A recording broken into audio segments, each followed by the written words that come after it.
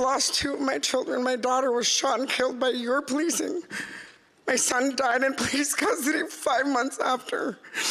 Martha Martin called for change following the deaths of her two children, calls she made at the Assembly of First Nations Special Chiefs meeting 1 year ago.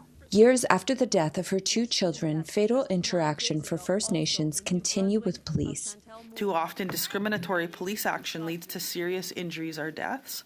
Over-policing off reserve, under-policing on reserve, and over-representation of First Nations people in federal corrections.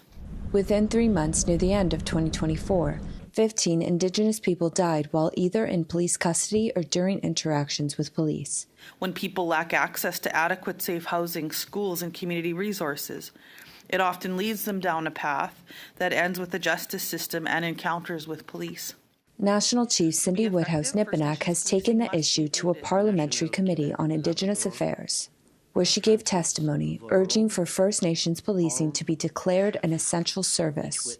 First Nations police embody community values. They lead with peace before force, but they are underappreciated. A move she believes will reduce fatal experiences between First Nations and police. To be effective, First Nations policing must be rooted in community values and not colonial models.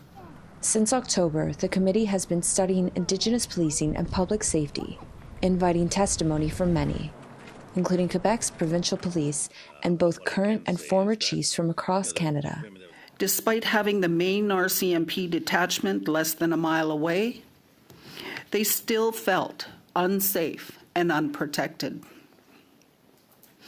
Citizens feared calling the police or didn't trust they would get justice. Some remembered the days they were dragged to residential school by the RCMP.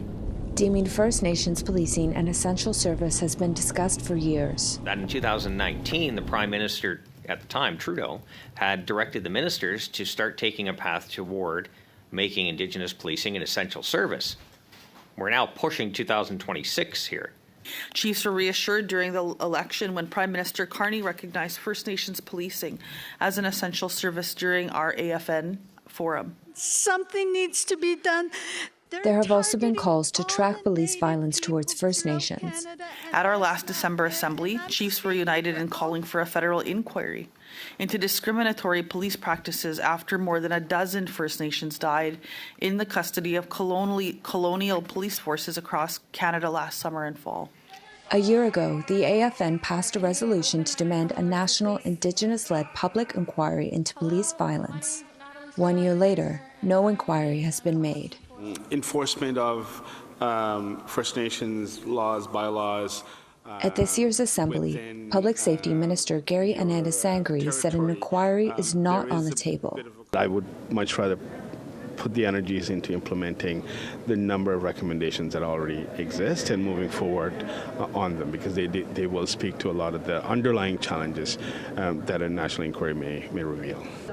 Ananda-Sangri says Ottawa will soon launch a civilian review commission, independent from the RCMP. It will review complaints of officer misconduct and provide recommendations to RCMP policies and practices.